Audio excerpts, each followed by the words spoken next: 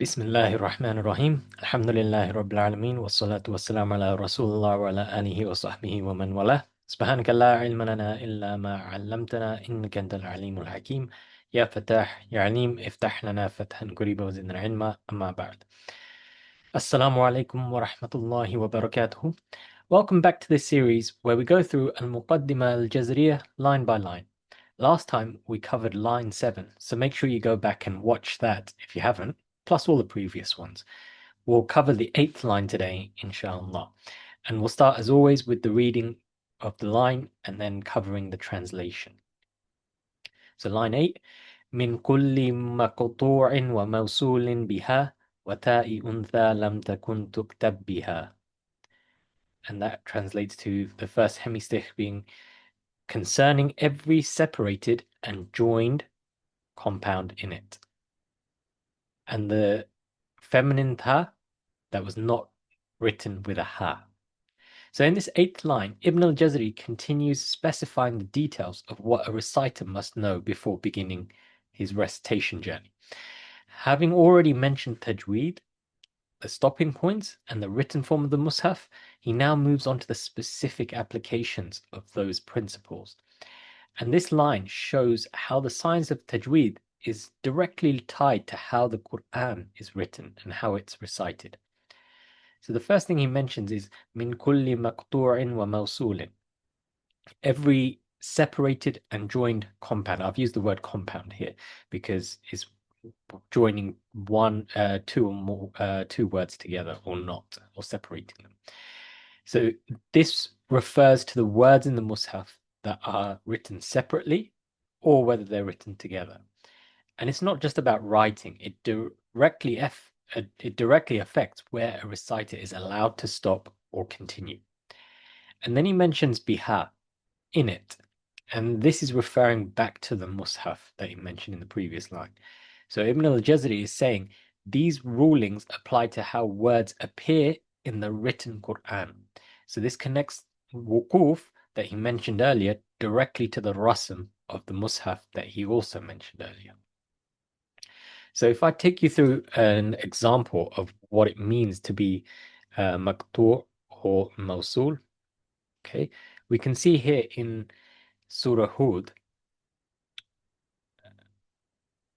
allā ta'budū illā.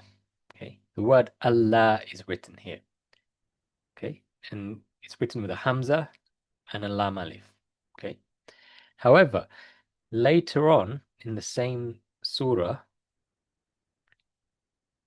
we see the same phrasing again, allā ta'budū illā. But in this instant, in verse number 26, we see the hamza is followed by its noon, which isn't read and is merged into the lam alif that comes afterwards. Okay, so in this case, it's actually written, the noon is actually written in it. So the phrase is essentially the same, but in one place it's written separately, and in another it is written joined, and that was in verse number 2 I showed you earlier. So this shows that the rasm of the muṣḥaf is intentional, and knowing it helps guide where you can stop and start. Another related point that not many people mention when talking about this in Muqaddimah al-Jazariyyah, because we're talking about tajwīd when it comes to Muqaddimah al-Jazariyyah, is the rule of idghām. Normally when we learn that when noon sakina is followed by lam, it results in idghām without ghunnah.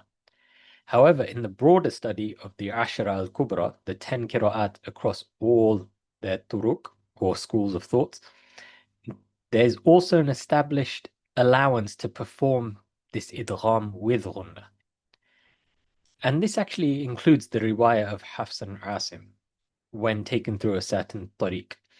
So Ibn al-Jazari, he clarifies in At-Tayyibah that this ghunnah is specifically allowed in cases where the noon sakina is explicitly mentioned or written in the muṣḥaf, such as this allā here.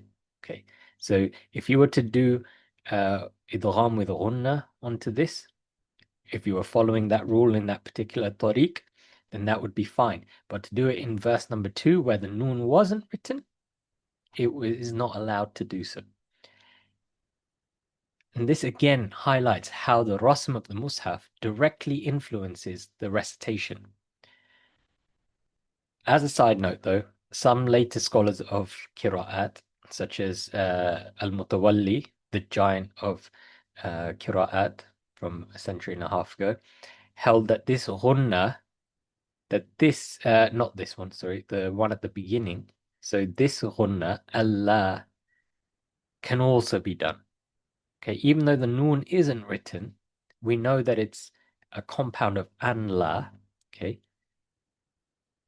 But scholars, Qur'ā like al-Mutawalli, believe that just because it isn't written doesn't mean that it's not there. And therefore you are allowed to do a ghunnah on this allā. Okay? Although it appears to be a later position attributed to him. The stronger and more widely relied upon view remains that the presence of the written noon governs the allowance. Okay, so that was a bit about the maqṭūʿ wa mawṣūl. Then he mentions wata'i untha, okay, and the feminine ta, and this refers to the ta marbūṭah or the ta at-ta'nīth, a letter that can be pronounced differently depending on whether you stop on it or continue it. And that's why he's mentioned lam takun tuktab biha, so one that's not written with a ha. So in the muṣḥaf, the feminine ending sometimes appears in forms that resemble a ha, okay? And sometimes it as a clear open ta. Okay? Knowing how it is written determines how it is pronounced when stopping. So again, Ibn al-Jazari is linking the writing, so the rasm, with the recitation, so your waqf and your wasl. Okay, sorry, your waqf and ibtida. Okay, so let's take another example. Okay, we have here Surah Maryam, verse number 2. ذِكْرُ رَحْمَةِ رَبِّكَ عَبَدَهُ زَكَرِيَّةَ. The rahmat here is written with an open ta. Okay, rahmat. However, later in this surah, in verse number 21, قَالَ كَذَلِكَ, okay, and then it goes on to وَرَحْمَةً. Okay, here we see that it's written with a closed ta, okay, a ta marbūṭah or a ta at-ta'nīth. So when stopping on it is pronounced as rahmah with a ha sound.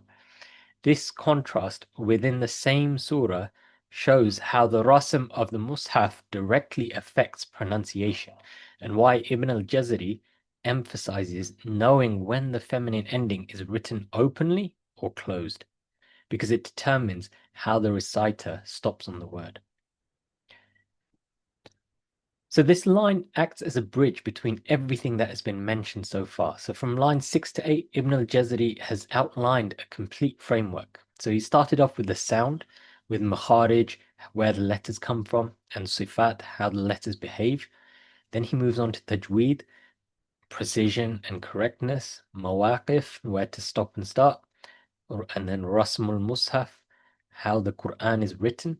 And then he mentions in this line maqṭūʿ and mawṣūl, how words are structured in writing, and ta marbūṭah, how writing affects pronunciation at stops.